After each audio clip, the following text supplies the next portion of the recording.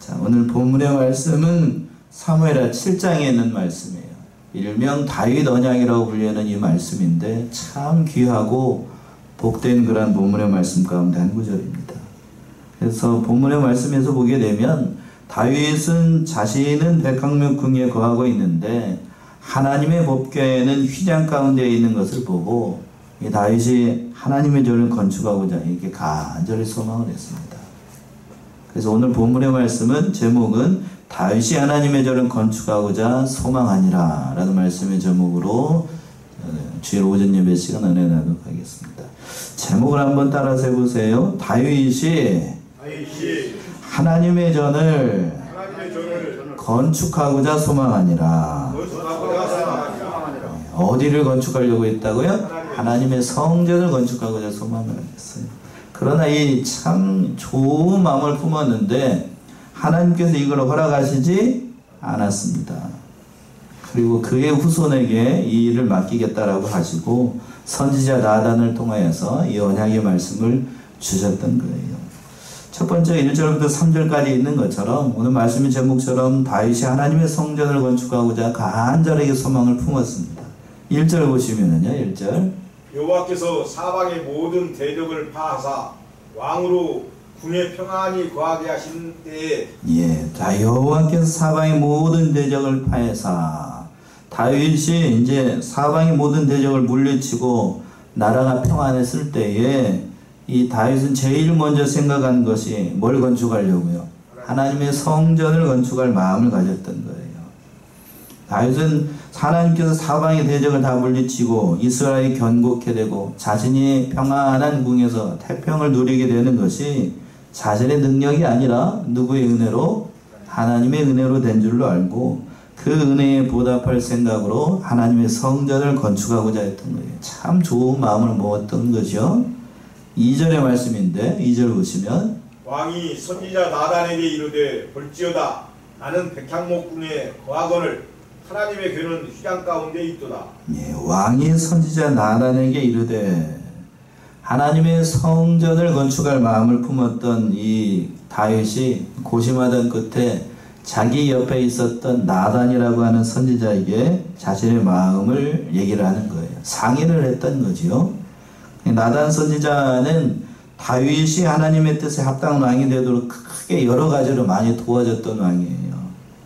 그리고 솔로몬이 왕 이후에 다윗의 뒤를 이어서 왕위를 계승할 때에 바로 이 나단 선지자가 역할을 했고 그 중요한 사실마다 중요한 순간마다 나단 선지자가 와서 다윗을 바로 세우는데도 여러 가지로 애를 썼던 게 나단 선지자입니다. 그리고 오늘 본문 말씀 좋은 일로 있었습니다만 좋지 않은 일로 다윗이 우리아의 아내를 범하고 참 살인죄를 범했을 때도 누가 가냐면 이 선지자, 이 나단 선지자가 가서 다윗을 바로 세웠던 아주 훌륭한 선지자입니다. 선지자 갓과 함께 다윗을 잘 보좌했던 아주 신실한 그런 선지자였어요. 그래서 다윗이 바로 이 나단 선지자에게 이 문제를 상의를 했던 겁니다. 그래서 뭐라고 얘기를 하냐면 하반절에서 그랬지요. 나는 백향목궁에 거하거늘 하나님의 궤는 어디에 있다고요? 휘장 가운데 있다. 백향목 나무 가운데서 가장 좋은 나무예요. 그 향이 나서 향자가 들어가잖아요. 아주 나무가 단단하고 가구를 만들어 놓으면 우리 요즘에는 뭐 우리나라에서는 편백나무가 좋다고 하는데 편백나무가 잽이 안 돼요. 백향목. 레바논의 백향목 해가지고 아주 좋은 나무인데 그걸로 자신의 궁을 만들었는데 어느 날 이게 창문 밖으로 창 너머로 보니까 하나님의 궤는 휘장 천막, 휘장 말 그대로 천막이에요. 천막 가운데 하나님의 법궤가 비만 이게 오늘같이 이렇게 비가 오게 되면 천막이 비가 내리면 천막이 다 어떻게 되겠어요? 다 젖지요. 그 가운데 있는 것을 보고 하나님의 궤가 휘장 가운데 있는 것을 마음이 편치 않아요. 그러니까 선지자 나단을 불러가지고 하나님의 성전을 짓는 것이 어떠한지를 문의를 했던 겁니다. 이것 자체가 다윗이 참 하나님 앞에 믿음을 바로 쓴 거예요. 다윗의 이런 모든 행동들을 보게 되면 하나님을 높일 줄 아는 그런 참 신앙을 가졌던 사람이라는 것을 우리가 잘 알 수 있습니다.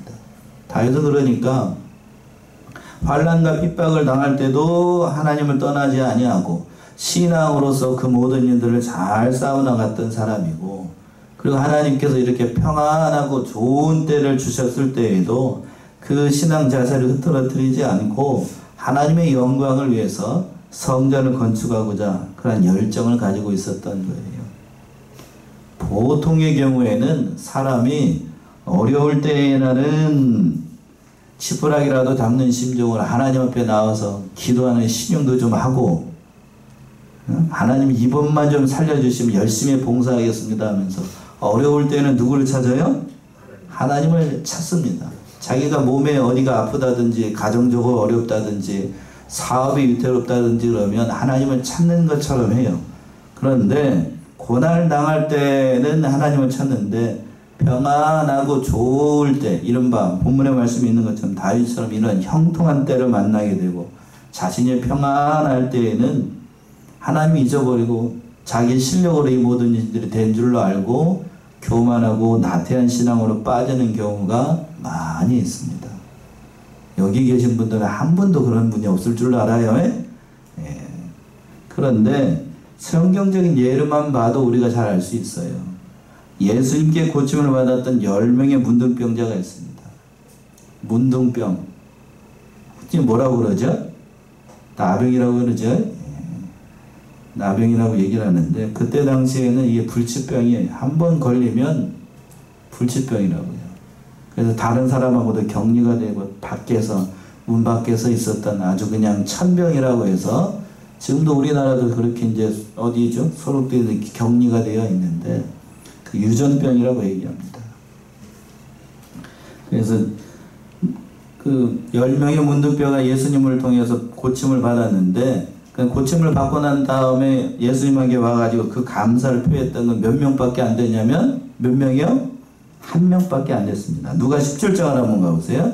누가복음 17장 12절에서부터 19절 보시면,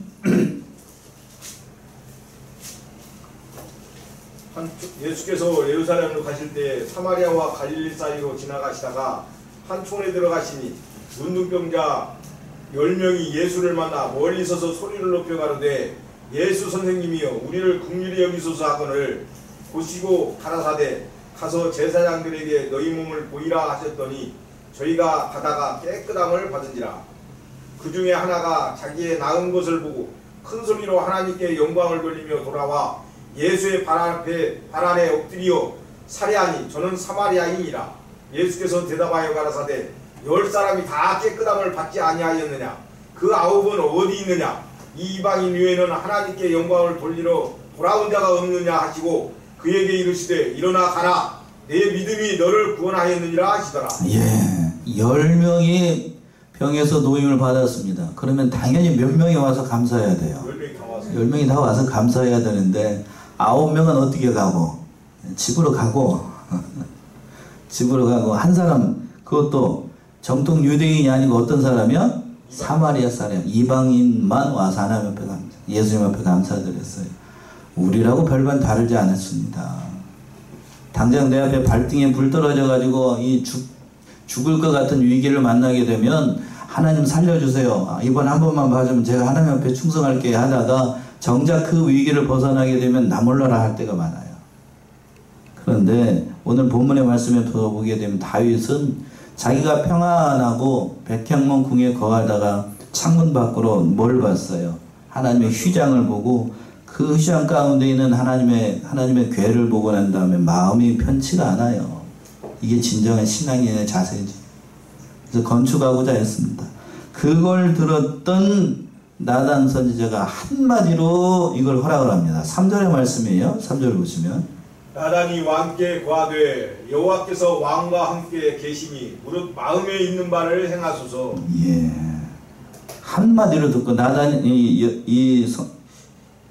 다윗이 2절에서 그랬죠. 나는 백향문궁에 거하거든 하나님에게는 휘장 가운데 있도다. 이렇게 얘기를 했어요.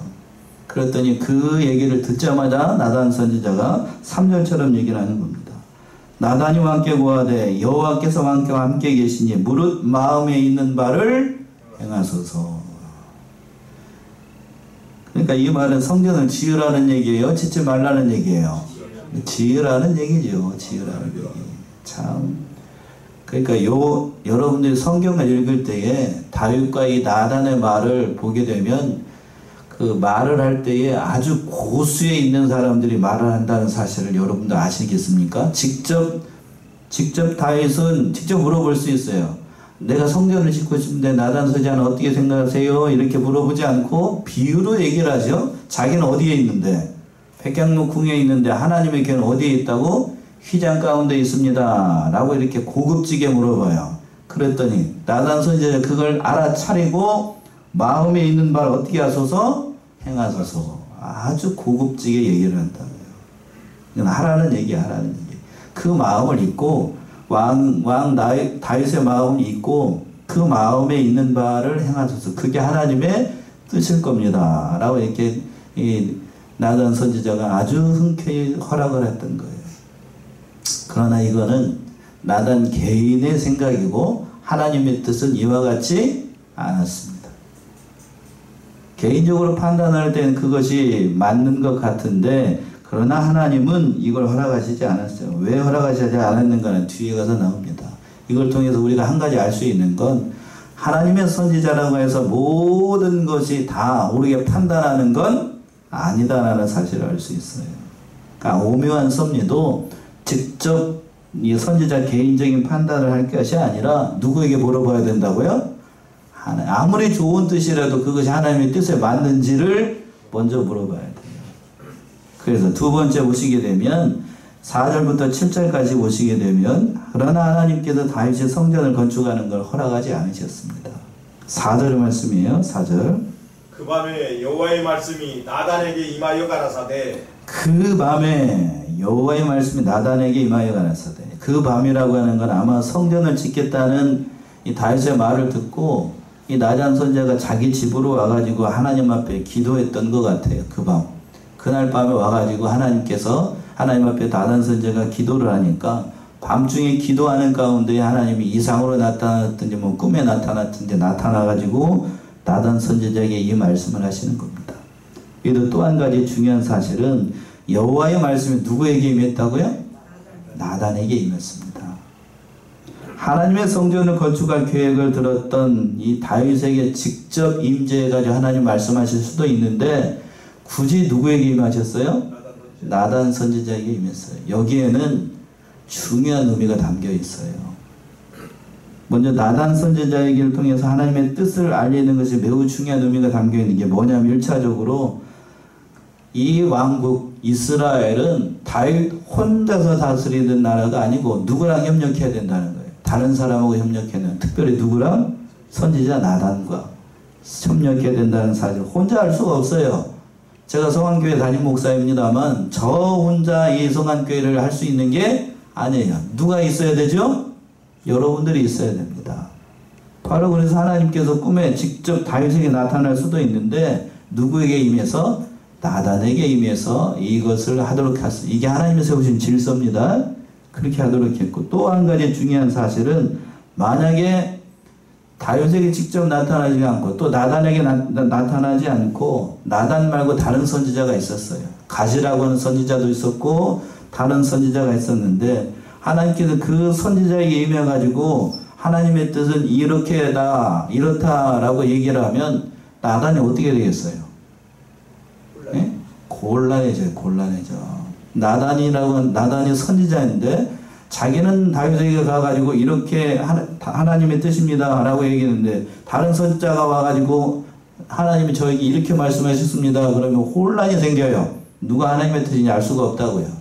그러니까 하나님께서 그 질서를 바로 세우기 위해서 누구에게? 나단에게 임해서 네가 이렇게 얘기를 했으니까 네가 가서 바로 잡으라고. 누구의 권위를 세워주는 거예요? 나단의 권위를 세워주는 거예요. 그러니까 이 말씀을 통해서 우리는 하나님이 사람을 쓰실 때에도 주의 일꾼으로 부르신 자들 이렇게 각별히 생각하시는구나 라는 사실을 알 수가 있어요. 그러니까 잘한 일도 잘못한 일도 그 일꾼을 통해서 일을 하도록 하나님께서 배후에서 역사하신다는 거예요. 그러니까 선지자 한 사람이 얼마나 중요한가. 그 사실을 우리가 깨달을 수 있는 겁니다. 그러니까 나단의 권위가 실추되지 않도록 하기 위해서 직접 하나님께서 꿈에 나단에게 임하셔가지고 이 말씀을 주시는 겁니다. 그 말씀이 근데 좋은 의미 말씀은 아니에요. 5절의 말씀인데 5절 보시면 가서 내 종 다윗에게 말하기를 여호와의 말씀이 네가 나를 위하여 나의 거할 집을 건축하겠느냐. 예, 가서 내 종 다윗에게 말하기를. 하나님께서 다윗을 누구라고 불렀습니까? 내 종이라고 불렀어요. 거기다 동그라미 하셔요. 다윗을 보고 누구라고 불렀다고요? 내 왕이 아니고 내 종이라고 불렀어요. 이 성경에서 내 종이라고 부른 사람은 하나님께서 직접 내 종이라고 부른 사람은 그렇게 많지 않아요. 이거는 과거에 모세를 부를 때, 몇 주간 우리가 모세에 대해서 살펴봤죠? 모세를 불렀을 때 호칭이 내 종이에요. 그러니까 이것은 하나님께서 다윗을 누구의 위치로? 나의 종으로 인정하셨다는 얘기예요. 왕인데 내 종이라고 불러지니까 신분이 낮아진 게 아닌가요? 그런 게 아니지요. 그런 게 아니에요. 다윗이 누구의 종이라는 사실? 하나님의 종이라는 사실을 누가 인정을 하셨다고요? 하나님이 인정을 하신 거예요. 그러니까 얼마나 큰 은혜를 베풀었는지 알 수가 없는 대목이에요. 그러니까 하나님은 다윗을 나의 종으로 인정을 하시고 그 다윗에게 이렇게 말씀을 하시는 겁니다. 뭐라고 말씀하시는 하반절에 여호와의 말씀이 네가 나를 위하여 나의 건축할 집을 건축하겠느냐 라고 말씀하셨어요. 이것은 하나님이 다윗이 성전을 건축하는 걸 하지 말라는 의미로 표현을 한 겁니다. 이게 역설이라고 얘기를 하는데 하겠느냐라는 것은 물어보는 거잖아요. 그러니까 할 수 있다는 얘기, 할 수 없다는 얘기예요? 할 수 없다는 얘기입니다. 그걸 6절과 7절에서 이렇게 표현을 했어요. 6절, 7절 보시면 내가 이스라엘 자손을 애굽에서 인도하여 내던 날부터 오늘까지 집에 거하지 아니하고 장막과 회막에 거하며 행하였나니 무릇 이스라엘 자손으로 더불어 행하는 곳에서 내가 내 백성 이스라엘을 먹이라고 명한 이스라엘 어느 지파에게 내가 말하기를 너희가 어찌하여 나를 위하여 백향목 집을 건축하지 아니하였느냐고 말하였느냐. 예, 그 이유를 6절과 7절에서는 이렇게 쭉 설명을 하고 있습니다. 내가 이스라엘 자손을 애굽에서 인도해 내던 날부터 오늘까지 집에 거하지 아니하고 어디에 거했다고요? 장막과 회막에 거했다. 하나님께서 출애굽의 역사를 이뤘던 그날부터 해가지고 약 500년의 세월이 걸렸어요. 장막과 회막에 거하면서 한 번도 다른 왕들이나 다른 사람들에게, 다른 사사들에게 백향목집으로 성전을 지으라고 한 적이 있었다고요? 없었다고요? 없었어요. 만약에 그것이 하나님의 뜻이었다라고 하면 지으라고 했겠죠. 그러나 그렇게 하시지 않았어요. 그러니까 하나님께서 어느 시대에든지 화려한 집을 지으라고 명령하신 적이 없어요. 그러니까 오늘날 이 말씀 보게 되면 참 그 수도권에 가게 되면 성전을 그냥 마치 뭐처럼 캐슬처럼, 캐슬이 뭔지 아시죠? 성처럼 그냥 막 크게 지어가지고 뭐 몇천억씩 들여가지고 성전을 짓는 건 하나님의 기뻐하실 일은 아닌 것 같아요. 제가 봤을 때. 자기가 감당할 만한 실력이 되지 않으면서 불구하고 엄청나게 많은 부채를 져가지고 그렇게 짓는 건 저는 그렇게 반갑게 생각되진 않아요. 하나, 거기 이제 잠시 저기 딴 데로 셌습니다만 오늘 본문의 말씀에서도 하나님 그걸 기뻐하시지 않았어요. 하나님은 어디에 다 충만하시니까 온 세계 온 곳에 다 충만하시니까 거기에 인간편에서 이렇게 하려고 하는 걸 그 기쁘게 여기지 않았다고요. 하나님이 원하시는 바는 보이는 성전을 짓는 것보다도 보이지 않은 우리 마음 안에 있는 우리의 심령의 성전, 영적인 성전이라고 얘기를 하는데 이 성전을 잘 건축하는 걸 기뻐하시는 거예요. 바로 다윗이 그런 일을 하기를 하나님 원하셨던 거예요. 다윗의 사명은 보이는 성전을 건축하는 것보다도 보이지 않는 성전을 건축하는 일을 담당하도록 하셨어요. 첫 번째는 세 가지 의미가 있는데 이붕기 목사님 그렇게 얘기를 했습니다. 하나님께서 다윗이 성전을 건축하는 건 좋은 일이잖아요. 근데 허락하시지 않는 이유가 역대상에는 정확하게 나와 있어요. 역대상 22장 8절 한번 보세요. 역대상 22장 8절, 뭐를 많이 흘렸기 때문에 하나님께서 허락하지 않습니다. 역대상 22장 8절, 여호와의 말씀이 내게 임하여 이르시되 너는 피를 심히 많이 흘렸고 크게 전쟁하였느니라. 내가 내 앞에서 땅에 피를 많이 흘렸은즉 내 이름을 위하여 저는 건축하지 못하리라. 예, 하나님께서 직접 말씀하셨어요. 여호와의 말씀이 내게 임하여 이르시되 너는 뭐를 많이 흘렸으니 피를 심히 많이 흘렸고 또 크게 전쟁하였느니라. 네가 내 앞에서 땅에 피를 많이 흘렸은즉 내 이름을 위하여 뭘 건축할 수가 없어요. 예, 전을 건축할 수가 없다. 그러니까 보게 되면 사명이 다르다는 사실을 알 수가 있습니다. 다윗의 사명은 뭐냐 하면 영토를 확장하고 원수를 정복하고 나라를 견고케 하고 피를 많이 흘려서 이 모든 일들을 해야 될 왕입니다. 정복군주예요. 쉽게 얘기해서 정복군주. 정복군주는 피를 많이 흘리니까 평안할 때 성전을 건축하는 일, 그건 하지 못한다는 얘기입니다. 그리고 또 중요한 사실은 성전을 짓기 전에 하나님께서 하나님을 섬기는 방법, 그 모든 방법들을 네가 마련해야 된다는 거예요. 그래서 성전을 어떻게 건축하고 그 모든 것들을 실제로는 다윗이 이제 뒤에 가서 보게 되면 그렇게 나오는데 모든 제도나 모든 것들을 누가 다 마련했냐면 이 다윗이 다 마련합니다. 뒤에 가서 그 아들 솔로몬이 성전을 건축을 합니다만 성전은 누가 마련한 것? 다윗이 마련한 걸 가지고 뚝딱뚝딱 만들기만 했어. 다 만들기만 했답니다.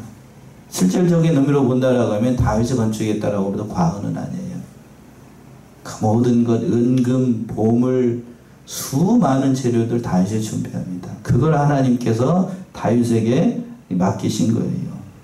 그러니까 그 모든 일들을 하나님께서 허락하신 거지요.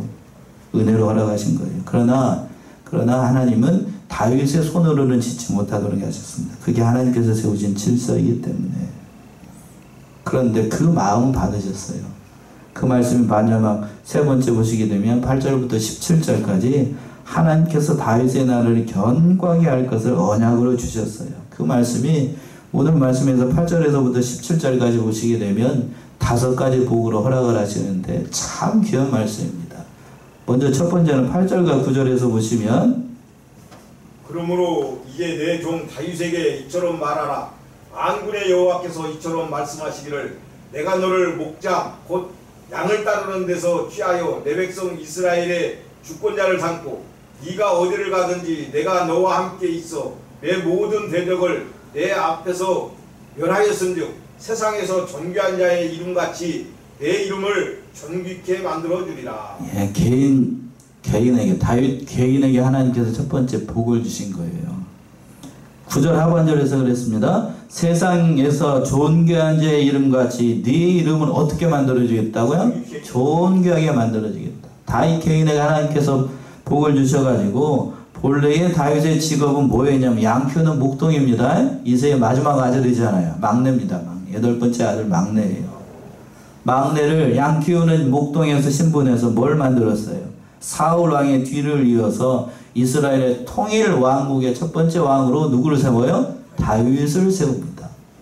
그래서 그 왕국이 영원토록 되게 할 것이고 특별히 네 이름이 존귀하게 만들어주겠다라고 약속을 하셨어요. 그러니까 참 다윗 개인에게 큰 복을 주시겠다고 첫 번째로 약속을 하셨던 겁니다.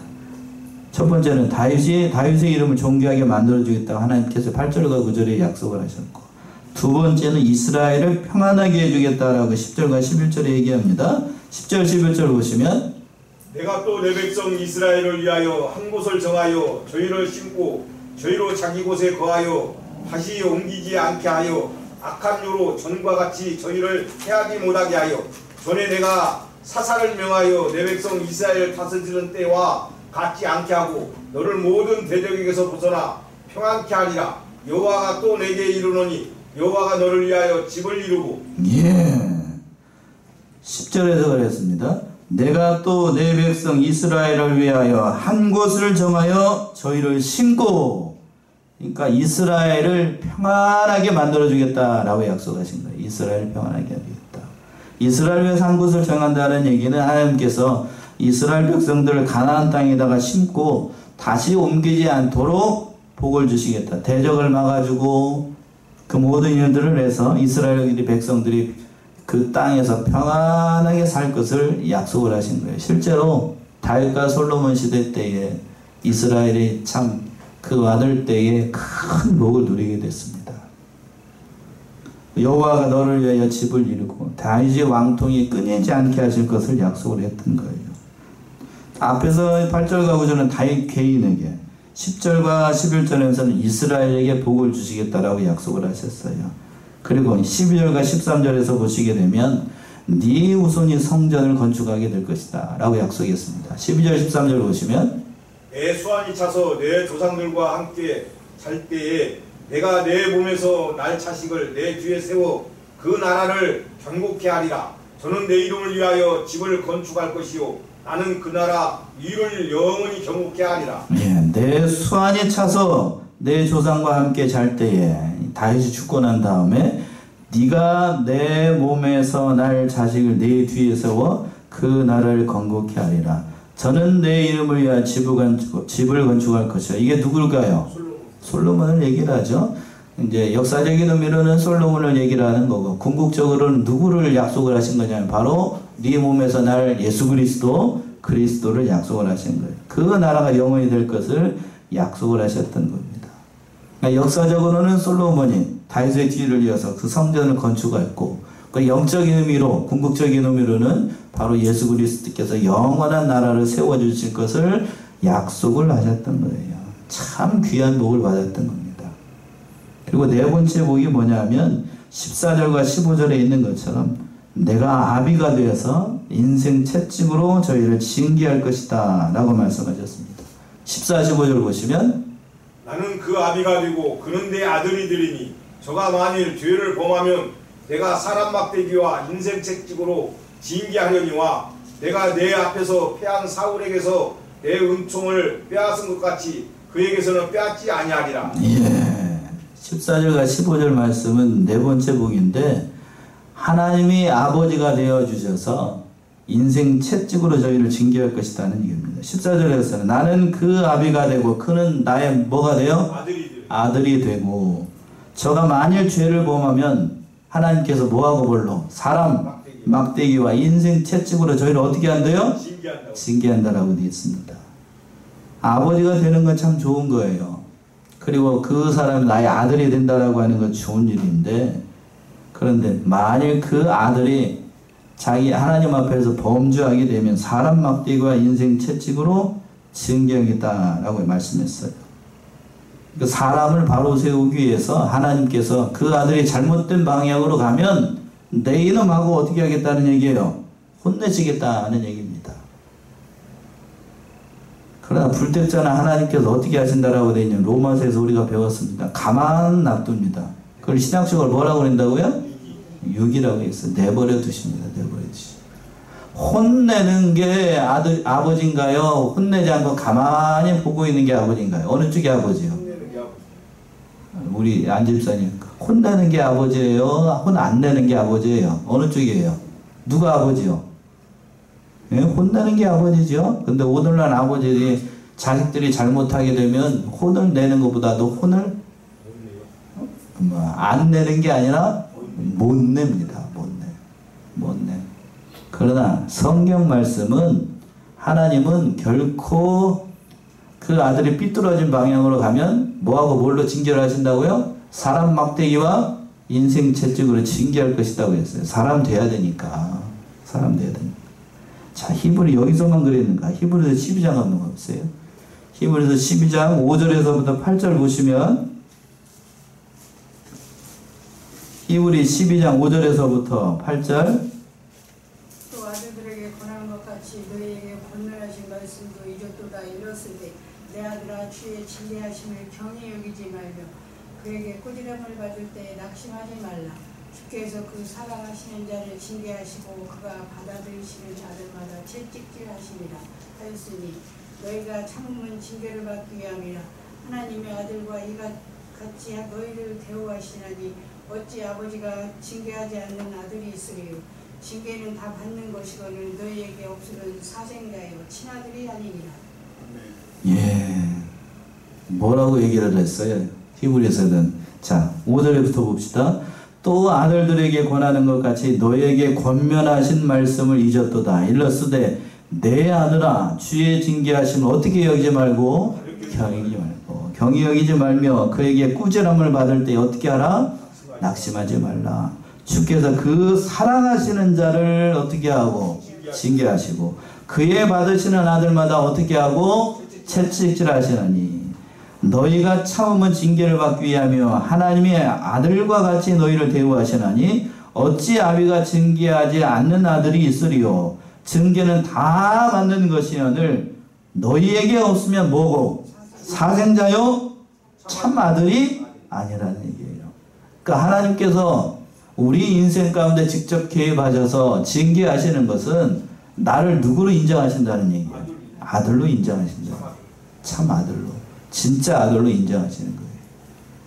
그러니까 하나님께서 우리에게 우리 인생 가운데 개입하셔가지고 잘못된 방향으로 갈 때에 내 이놈하고 혼을 내시는 건 우리를 누구로 여기시는 거예요?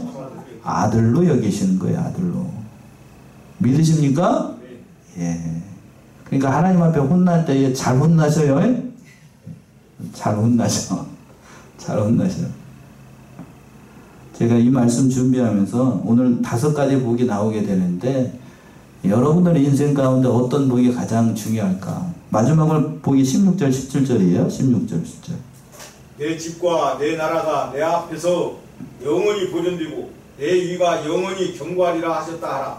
나단이 이 모든 말씀과 이 모든 묵시대로 다윗에게 고하리라. 예, 마지막 복이 16절 17절에 그의 나라와 그의 위가 영원히 보존될 것을 약속을 하셨던 거예요. 바로 그리스도를 통하여서 다윗의 후손으로 오신 그리스도를 통하여서 그 왕권이 영원토록 주실 것이다 라고 약속합니다. 그 엄청난 복을 성전 건축하려는 마음 먹었다가 하나님으로부터 감당하기 어려운 복을 받았던 거예요. 다윗이.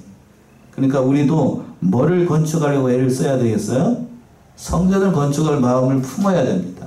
그러니까 성전을 건축할 마음을 품는다는 건 내 일보다도 무슨 일을 먼저 해야 된다고요? 하나님의 일을 먼저 해야 됩니다.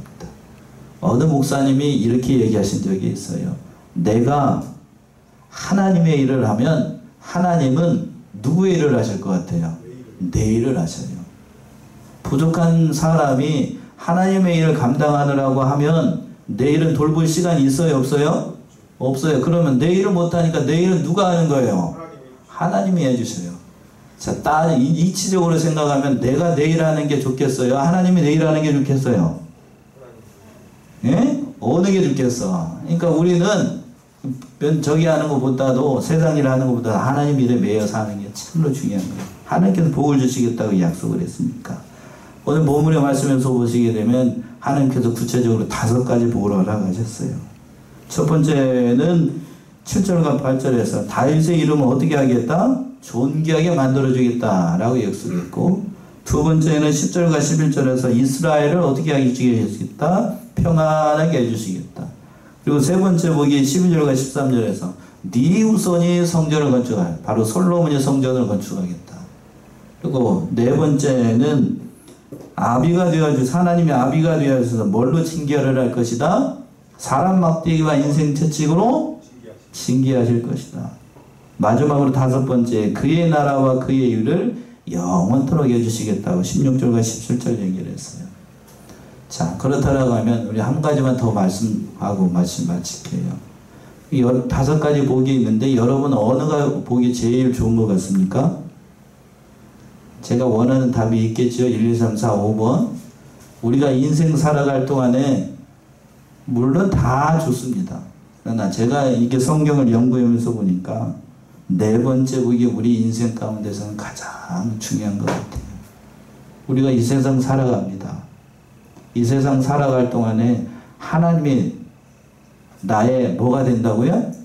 아버지가 되어주셔서 내가 잘못된 길을 걸어갈 때에는 하나님께서 사람 막대기와 뭘로?